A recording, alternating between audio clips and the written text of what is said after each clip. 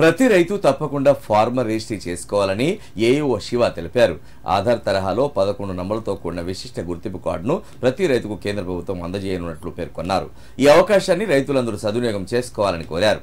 సిద్దిపేట జిల్లా చినుకూరు మండల కేంద్రంలో ఏర్పాటు చేసిన మీడియా సమావేశంలో ఆయన మాట్లాడారు. రైతులు పండించే పంటలకు అవసరమైన సలహాలు, సూచనలు ఇవ్వడానికి తాము ఎల్లప్పుడూ సిద్ధంగా ఉంటామన్నారు.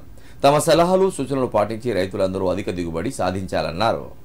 వర్షాలు కూడా మనకు ఈసారి ముందుగానే వచ్చాయి కాబట్టి సరైన సమయంలో మనకు పచ్చి రొట్ట ఎరువులు సంబంధించిన విత్తనాలను వేసుకోవడానికి, కాబట్టి రైతులు దీన్ని గమనించి విత్తనాలను మీరు చల్లుకొని ఈ యొక్క సదవకాశాన్ని వినియోగించుకోవాలని చెప్పి కోరుకుంటున్నాం. అదేవిధంగా పంటలు మీరు ఏవైతే వేస్తూ ఉంటారో ప్రత్యేకంగా ఇప్పుడు ఇంకా మనకు ఆయిల్ పామ్ లాంటి పంటల మీద చాలా దృష్టి సారిస్తూ ఉన్నాము.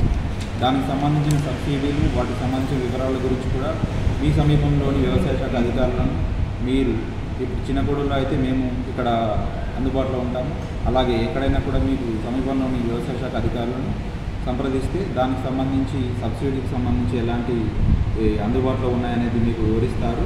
దాని యొక్క ఆవశ్యకత మనకు చాలా ఉన్నది కాబట్టి ఆయిల్ పామ్ మీద కూడా దృష్టి చేయాలని చెప్పేసి కోరుకుంటా ఉన్నాము.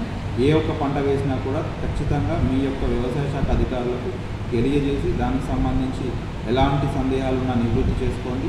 అండ్ ఆ యొక్క పంటను కూడా నమోదు చేసుకోవడంలో కూడా మీ యొక్క పాత్ర చాలా ముఖ్యమైనది.